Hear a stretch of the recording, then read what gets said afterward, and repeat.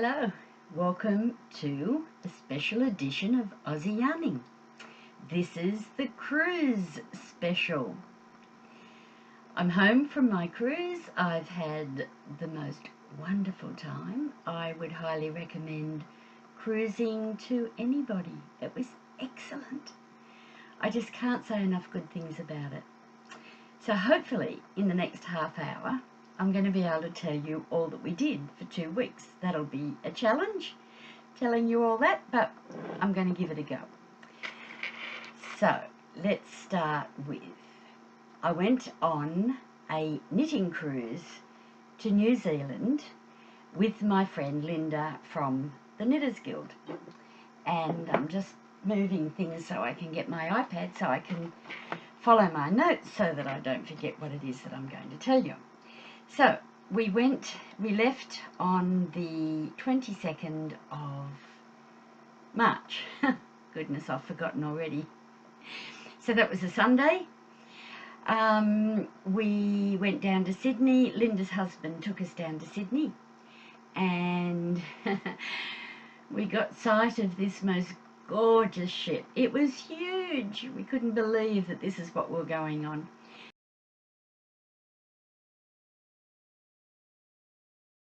People had been asking me prior to going, was I getting excited? And I said I really didn't know how to get excited because I've never been on a cruise. So I didn't know what to expect. I didn't have a foundation to base any excitement on. So no, I really didn't have much excitement. But believe you me, when we saw that ship, and when we pulled up and parked the car and looked up at this massive thing, I got excited. I was very excited.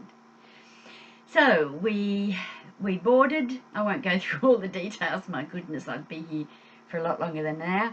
But we boarded and we did our safety check not long after we boarded. So that got that out of the way. I think we had lunch. And then we had time to just wander around and find our way to our cabin, or should I say our stateroom. I refer to it as cabin, but it is a stateroom. So we found that and we settled in and our luggage was there, thank goodness, and didn't take long to unpack and make the room our own. And then the first night we were having dinner in the dining room with the rest of the group. There were 41 people in our group. Most of them were from America. Some of them were from Canada. In fact, I think it was almost 50-50 American and Canadian. I'm not exactly sure. And there were, I think, 6 Australians out of the 41. So it's a very popular cruise for Americans and Canadians. And they were a delightful group of people. I was going to say women, but there were some men. Would you believe? There weren't any male knitters, but there were husbands that came along with their wives and very much enjoyed the group and sharing with everyone. So that was wonderful too. So yes, so we met everybody on the first night, and then that night, must say I didn't sleep very well. It was a bit of excitement, it was a bit of fear, it was a bit of trauma. I don't know what it was, but I did not sleep very well. When I was planning on going, I'd been advised by a lot of people to take motion sickness tablets a half an hour before I get on, and then to take them for, I don't know what the time frame was, every 4 hours, every 6 hours, something like that. So I thought, no, I'm not going to take the risk of being sick. And so I took the tablet half an hour before we got on. And there was a slight sense of, you know, you could sort of feel that you were on a ship, that you weren't on solid ground. But it was still very smooth and very gentle. So it took me probably a few hours to adjust to being in the ship and the way it was just slightly moving. So by the end of the night, I knew I wasn't going to be sick that night at least. So I didn't bother with any more tablets.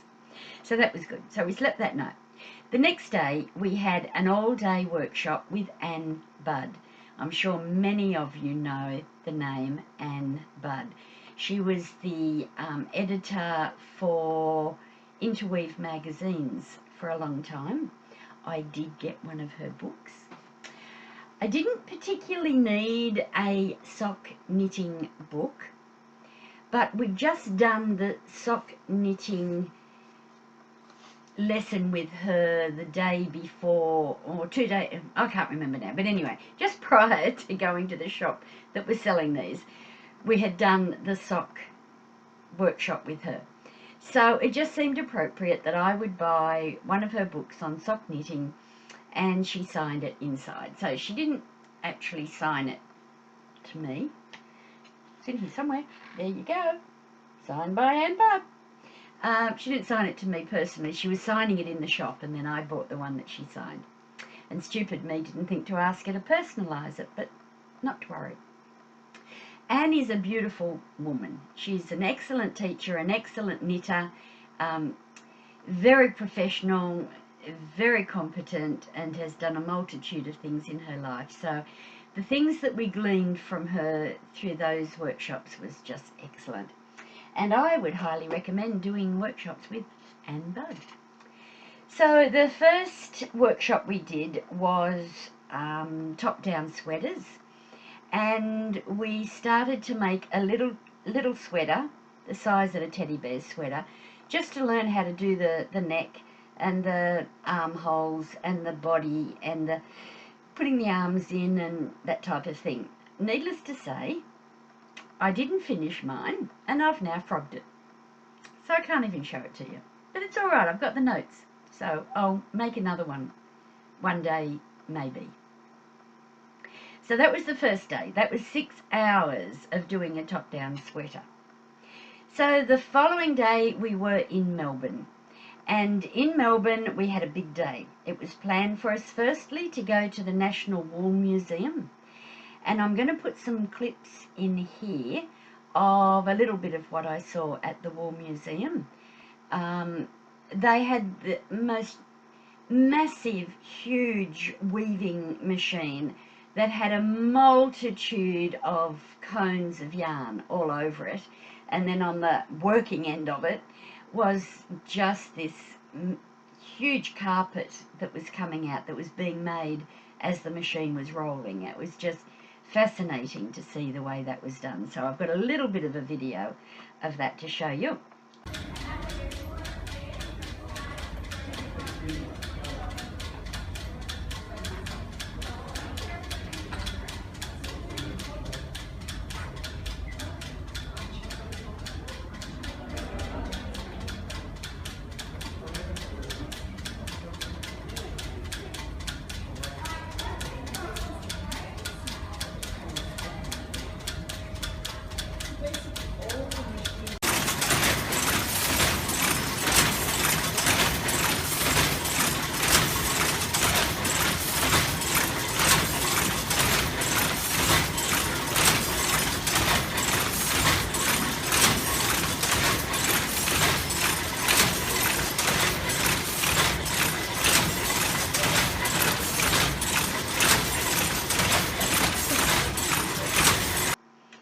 So after we did the National Wool Museum, and we did a little bit of shopping.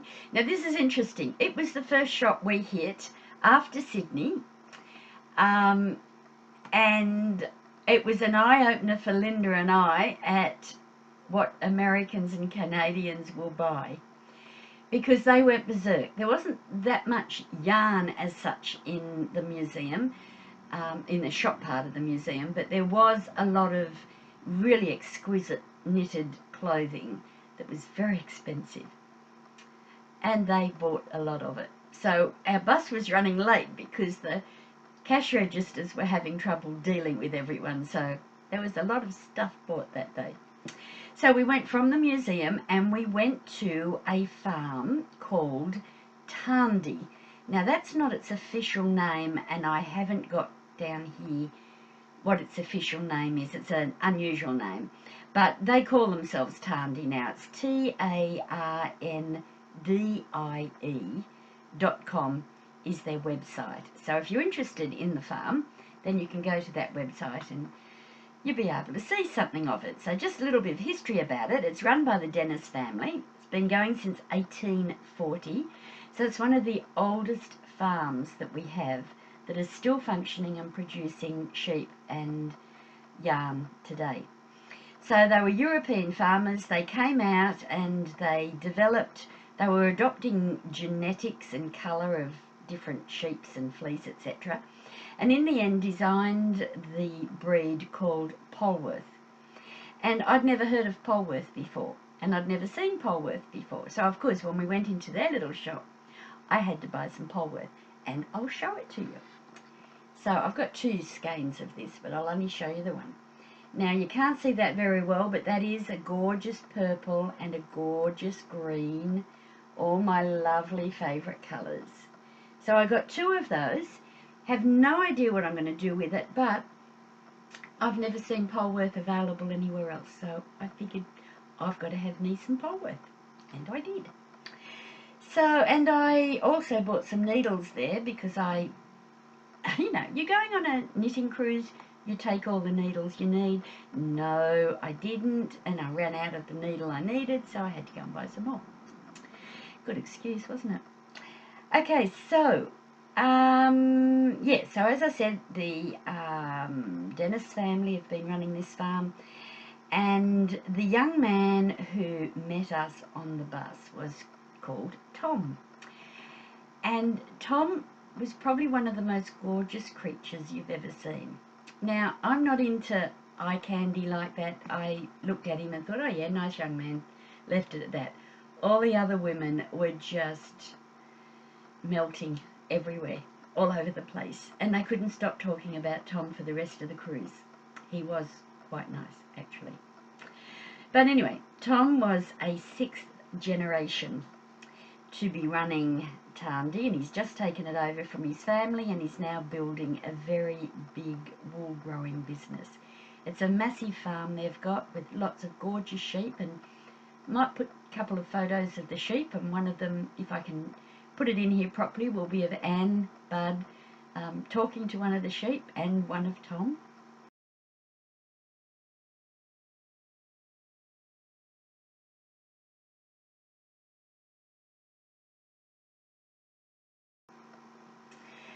Okay, so they sell a lot of yarn in their store, and it was a beautiful store, and yeah.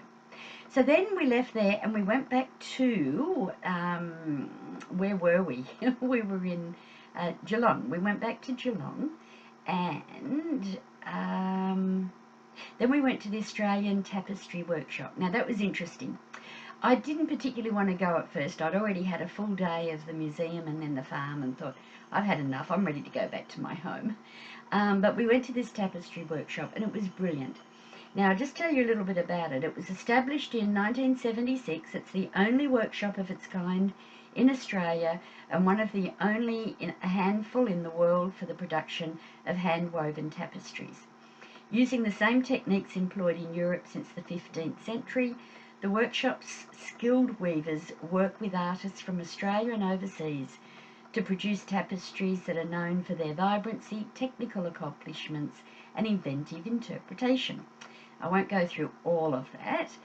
If you're interested in traditional tapestry, they work on the Gobelin, G-O-B-E-L-I-N. Have no idea what that is apart from I looked at it.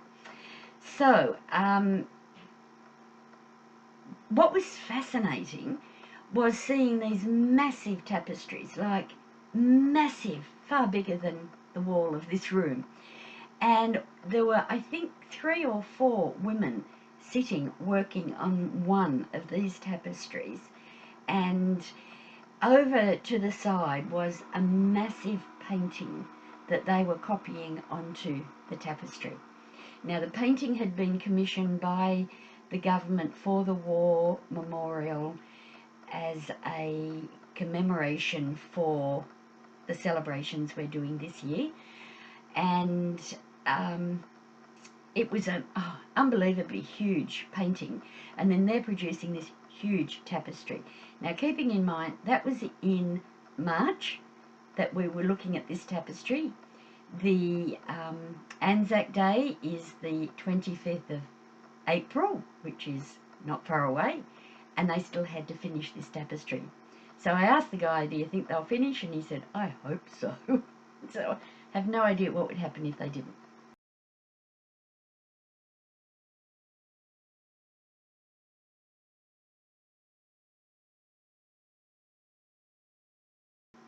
Forgive my brow showing, it keeps wanting to pop out. Okay, so then the next stop was Tasmania. And Tasmania I'd been longing to go to because my husband had been there and he had raved about how beautiful it was. So I've longed to go there.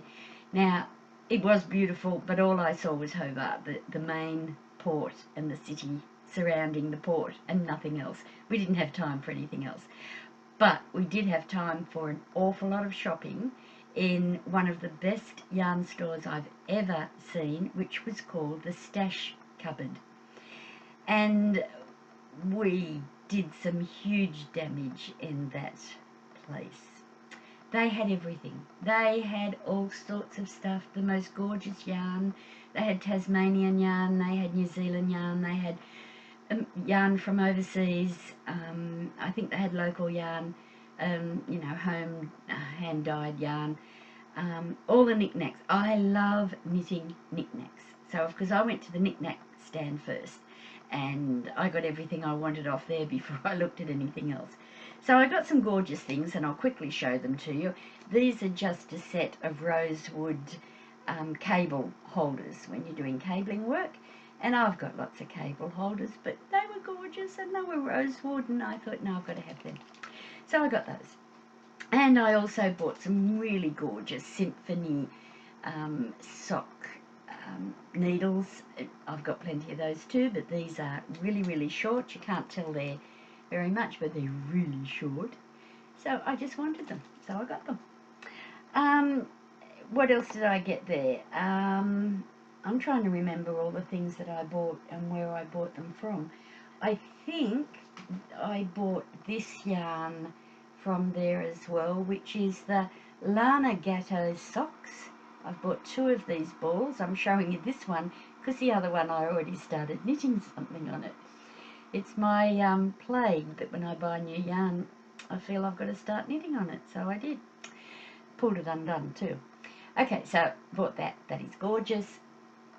I don't think, no, I didn't get that there. Okay, so I think I've shown you everything I got there. Oh no, the other gorgeous thing, yes, I got some sock yarn, some other sock yarn. And firstly, I'll show you the sock I've started to make out of it. Now this is 6-ply yarn, and I've never done socks out of 6-ply yarn before, so I thought it would be interesting. I love the yarn to start with, and I thought it would be interesting to see what 6-ply yarn is like, and what, you know, do I need a bigger size boot to wear 6-ply yarn socks. So the other thing that I got, and I've seen a lot of these on podcasts from America before, but never seen them in any shops here, and they're little covers for your yarn cakes, and they just keep the cake in there really nice, all snug, and you just pull your yarn out and it's gorgeous. So I had to have some of those too, which I did. So they had these gorgeous bags that they packaged your purchases in, and they turned out to be really nice bags too for a project. I don't know how long it's going to last, but I think it's a great idea while it does last. So that was that one. I think that's, you know, I said I did a lot of damage in that store, but I think that's probably all I bought there. Okay, so we went from Hobart and we had 2 days at sea.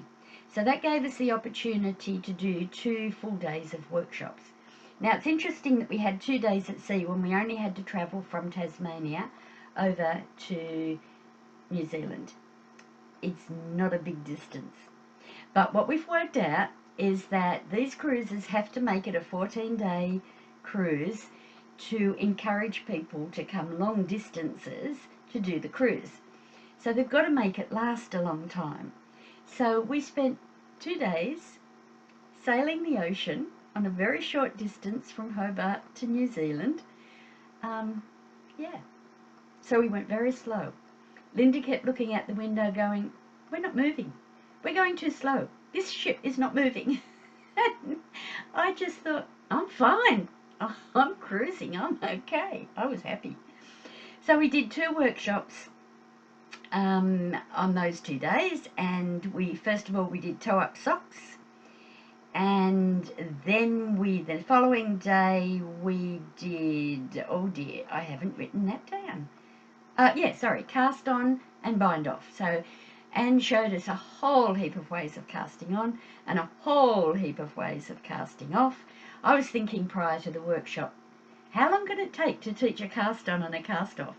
Believe me, it took 6 hours and we didn't learn half of it. So yeah, it was very interesting. Anne had one of her videos that she had done on that subject that she was giving away as a prize, and Linda won it, so I get to watch it too one day down the track. So the following day we got to Milford Sound and Doubtful Sound and the fjords. Now that's just the most beautiful vision of New Zealand mountains coming down to the sea and just going through all of these, I suppose, tributaries, I suppose that's a word that you can use, but just taking your time going through these beautiful places of just exquisite beauty. It reminded me again how beautiful New Zealand is, and I love that land. So we spent an entire day going through the Fiordlands and the Sounds, and then we docked at Dunedin on the following morning, and I loved Dunedin. I've been there before with my sister and I loved it, and I was looking forward to getting there again. We didn't get any yarn stores recommended to us on our itinerary, so there was a feeling, oh, there's no yarn stores here, but Linda and I smelt one out very quickly. So we went to the yarn store and we did some more damage. So very quickly I'll show you what we got there. So I got some sock yarn that they call Happy Feet, which is a gorgeous name. It's New Zealand yarn, and it was only $5 a ball, so $10 for a pair of socks. That's 10 Australian dollars, that's not US. That is cheap. So of course we had to buy that, and then of course I had to buy dearer stuff, didn't I? So then I got this one, which is Waikiwi prints, and it's 55% merino, New Zealand merino, excuse me, 20% nylon, 15% alpaca, and 10% possum. And it is gorgeous. Just, oh, gorgeous. Can't wait to knit some socks out of that, but might not happen for a long time to come. I've got some other yarn here and I can't remember where I bought it, so I might as well show it to you now. This is called Amuri. It is 75% pure New Zealand merino and 25% possum. I think I bought this at the place in Dunedin as well. This is gorgeous as well. So soft. Just so beautiful. I'm not sure why I bought grey. Maybe because there was no other colours. I can't remember now. Anyway, I bought it. So then after we'd finished there, we went to the Cadbury factory. Or did we do it the other way around? No, that's right. We went to the Cadbury factory after we'd been to the yarn shop. Got to get our priorities right. We were going to do a tour of the Cadbury factory, but the tour was 75 minutes long and we didn't want to spend 75 minutes wandering around the factory. So we did a 5-minute video tour and then we had lunch and kept going. So we wandered up the town and we found a gorgeous tourist type shop, and so of course we had to buy some more things, didn't we? So we both got a cup like this with our little sheepies and the little knitting balls on it, which we just adore. And of course I had to buy the tea towel that went with it, but I'm not using this as a tea towel. I have plans of cutting this up. Isn't that terrible? Cutting it up and doing things with these sheep with my resin. So I don't know what yet. I don't know how they're going to turn out, but that's what I bought that for. And we only found one packet of these gorgeous coasters. So because there was only one packet, we had to share. So I got 3 and Linda got 3. And they're gorgeous too. So Linda had her cup and her coaster at Knitters Guild on Friday, enjoying both of them. I didn't think to do it. Duh. Okay, so they're what we bought in, in Dunedin. Honestly, hopeless.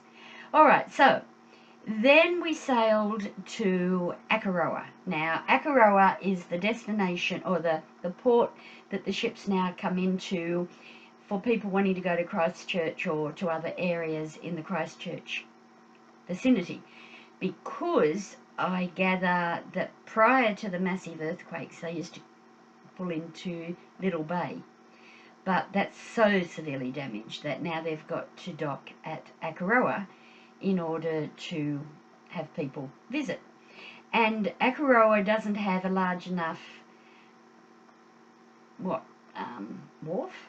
Is a wharf the right word to use for where a ship that size docks? But anyway, they don't have one.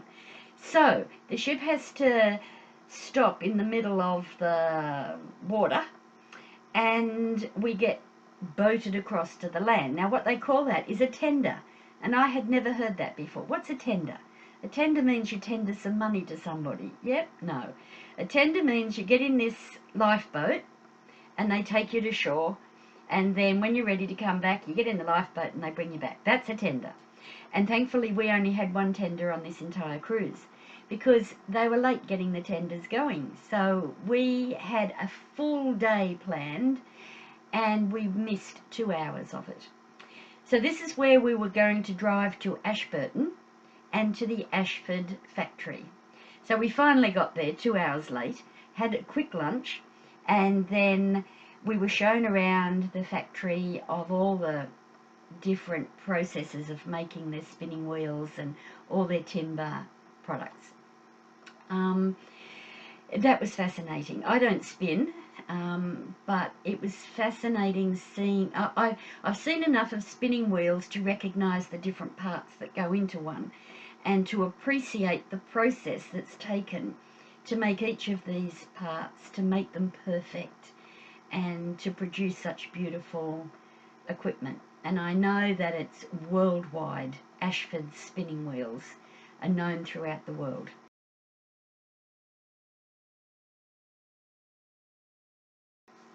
I've just realised there's no way I'm finishing this in half an hour, so I'm going to have to split it into 2. So in a minute I'll stop and you'll have to go to part B of the cruise. Alright, so so we went through the factory, then we went to the shop. Well, we did a bit of damage there too. And again, the cash register and all the women there couldn't cope with all of us in there. So our bus was a little bit late leaving, but we got on the road again. And they gave us a bag of goodies. Each of us got a calico bag, and it had 3 or 4 different balls of yarn, of their yarn. What else? I think that was probably it, just yarn. And and their Elizabeth Ashford produces a magazine once a year, and so we all got a free magazine, and you can get a magazine too if you join her club. So we got the magazine and the little bag of goodies, and then off we trotted back to Akaroa.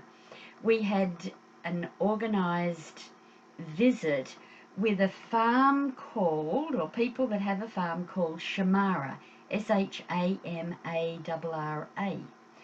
And because we couldn't get to their farm, they agreed to come along and meet us at Akaroa, and they just hired a little community hall for the few hours that we were there, and they set up all their gorgeous alpaca yarn in the hall, and they bought their prize stud alpaca, and he was gorgeous.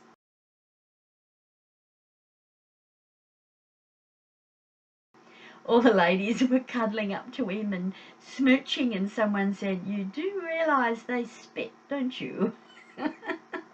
Thankfully he didn't. He was a very polite gentleman. So, yeah, we did some damage in there too.